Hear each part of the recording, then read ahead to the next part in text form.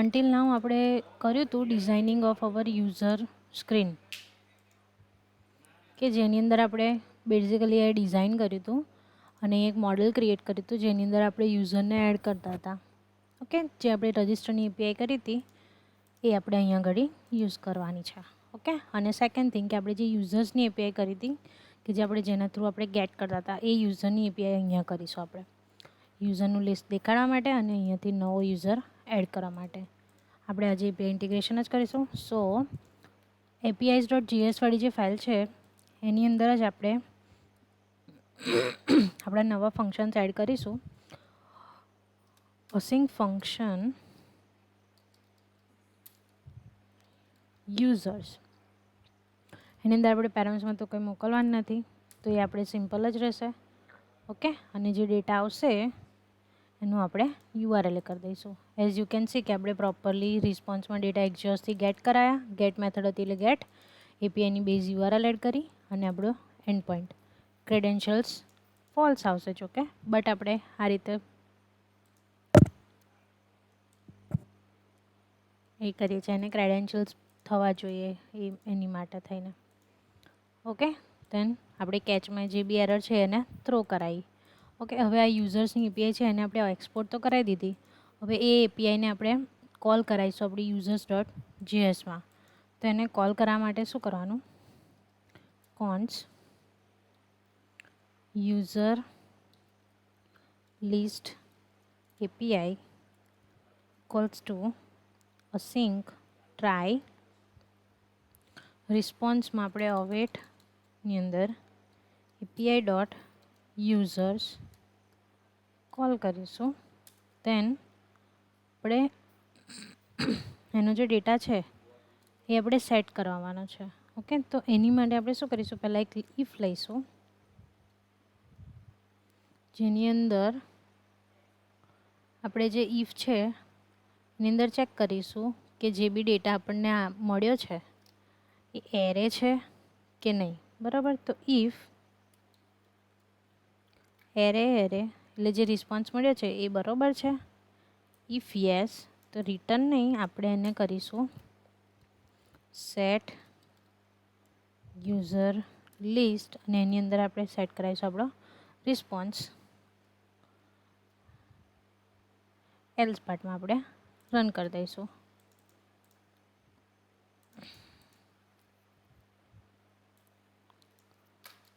અહીંયા ઘડી બીજો એક એલ્સિફ લઈશું જેની અંદર આપણે ચેક કરીશું કે રિસ્પોન્સ ડોટ યુઝર્સમાં તો આપણો ડેટા નથી ને. ઓકે, તો એ ચેક કરવા માટે થઈને આપણે આ રીતે કન્ડિશન કરીશું. ઓકે, કે ઇઝ નહીં, આ this is wrong. Okay, array dot is array.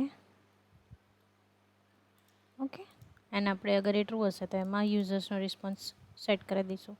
હવે આપણે જે એપીઆઈ છે એને આપણે યુઝ ઇફેક્ટમાં કોલ કરીશું. તો use effect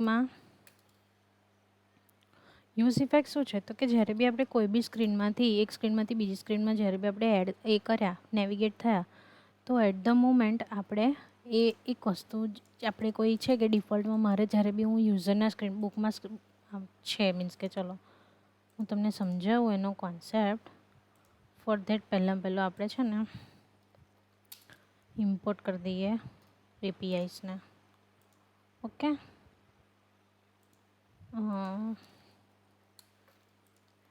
and second thing આપણે અહીંયા ઘડી હવે આ યુઝર્સવાળો જે એરે છે એ રિમૂવ કરી દઈશું. એની જગ્યાએ આપણે અહીંયા બીજો એક સ્ટેટ લઈશું જેનું નામ હશે યુઝર લિસ્ટ. ઓકે, ને આ યુઝર લિસ્ટને આપણે સેટ કરાવીશું આપણા ટેબલના ડેટામાં. ઓકે,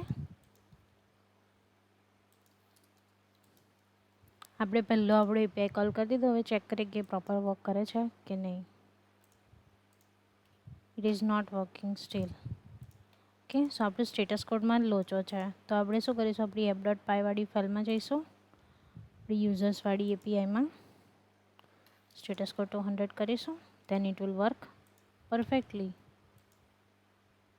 સી, મારામાં એક જ યુઝર છે જેનું નામ છે એડમિન અને એનો રોલ છે એડમિન, જે આપણા ડીબીમાં છે ઓલરેડી. એ જ રીતે હવે મારે ન્યૂ યુઝર્સ એડ કરવા છે તો એની માટે મારે આ એપીઆઈ ઇન્ટિગ્રેટ કરવાની. સો એની માટે આપણે કઈ એપીઆઈનો યુઝ કરીશું? બેકએન્ડમાં આપણે જે રજિસ્ટરની એપીઆઈ કરી હતી એ સેમ એપીઆઈનો આપણે યુઝ કરીશું. તો આપણે API.jsની અંદર બીજું એક ફંક્શન બનાવીશું, અસિંક ફંક્શન, જેનું નામ હશે રજિસ્ટર યુઝર્સ. ઓકે,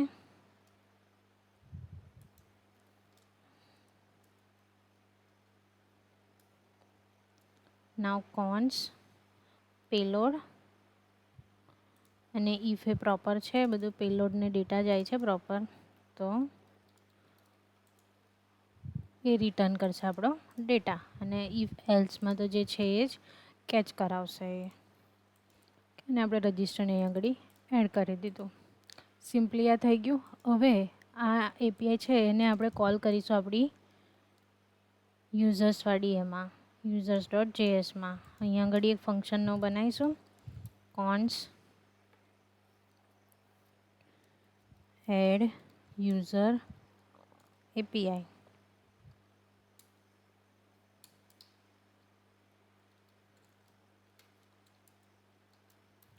ઓકે, જેને આપણે એડ કરીશું. રિસ્પોન્સ છે બરાબર, API.user રજિસ્ટર યુઝર પ્રોપર છે, એ સક્સેસફુલી, અગર એ આપણને રિસ્પોન્સ પ્રોપર છે તો એપીઆઈને કોલ કરશે અને ડેટા સેટ કરી દેશે.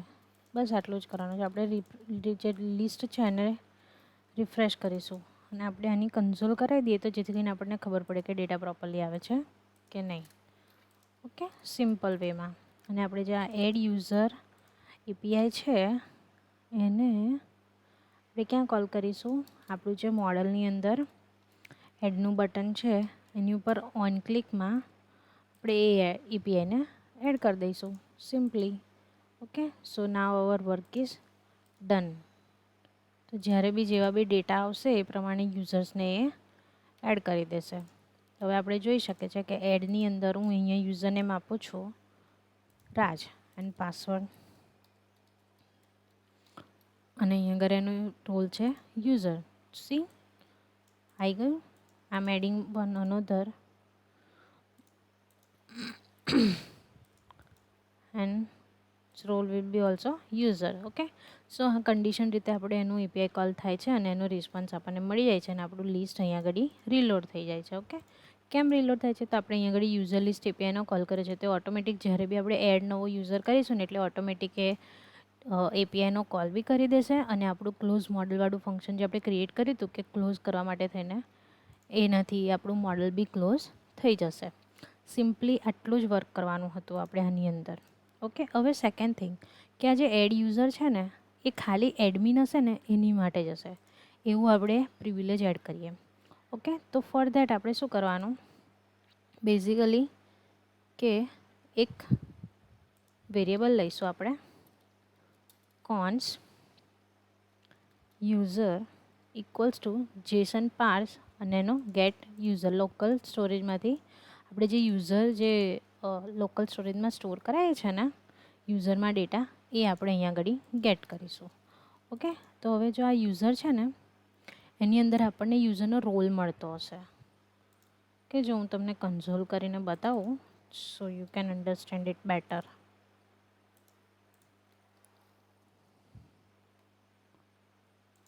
C, you can see user અત્યારે નલ આવે છે. આપણે લોગઆઉટ કરીને લોગિન કરીએ તો એ પ્રોપર વેમાં વર્ક કરશે. સી, તમે જોઈ શકો છો અહીંયા આગળ શું શું આવ્યું છે? User login successful, role and user ID. Okay, જે પર્ટિક્યુલર યુઝર અત્યારે લોગિન છે એનો ડેટા મળી ગયા આપણને. ઓકે, તો હવે એ જ ડેટાની અંદર આપણને રોલ મળે છે તો એનો that means user dot role. User dot રોલની અંદર આપણને યુઝરનો રોલ મળી ગયો આપણને એડમિન. ઓકે, તો જે યુઝર એડમિન હશે લોગડ ઇન યુઝર અગર એડમિન છે તો જ એનામાં એડ યુઝરનું બટન દેખાવું જોઈએ. આપણે એવી કન્ડિશન કરવી છે. તો સેમ એઝ આપણે જે કાલે મોડલ માટે કન્ડિશન કરી હતી એ જ રીતે આપણે કરી શકીએ છીએ, બરાબર. તો user role equals to admin, okay, then show the option or else don't, બરાબર. So it will work perfectly. See અત્યારે આપણને દેખાય છે. હવે આપણે જેવું લોગ આઉટ કરી અને હું આ દ્રષ્ટિવાળા યુઝરથી લોગિન કરીશ ને તો મને આ એડ યુઝરનું ઓપ્શન નહીં દેખાય, બિકોઝ એનો રોલ શું છે? યુઝર છે. દ્રષ્ટિ વેલકમ એટ 1. સી આપણું ઓપ્શન ગતું રહ્યું. બસ આટલું જ હતું. તો આપણે આજે આટલું જ કરવાનું હતું. આપણે બે એપીઆઈસ ક્રિએટ કરવાની હતી જે આપણે બેકએન્ડમાં ઓલરેડી એ કરેલી હતી, જેમાં આપણે પેરેન્ટ્સમાં ડેટા મોકલીએ છીએ. જે ડેટા આપણને અહીં રજિસ્ટરની જે એપીઆઈ આપણે યુઝ કરી છે users.jsમાં, અહીંયાથી આપણે એને અંદર મોકલીએ છીએ ડેટા. ઓકે, ત્રણેય વસ્તુ.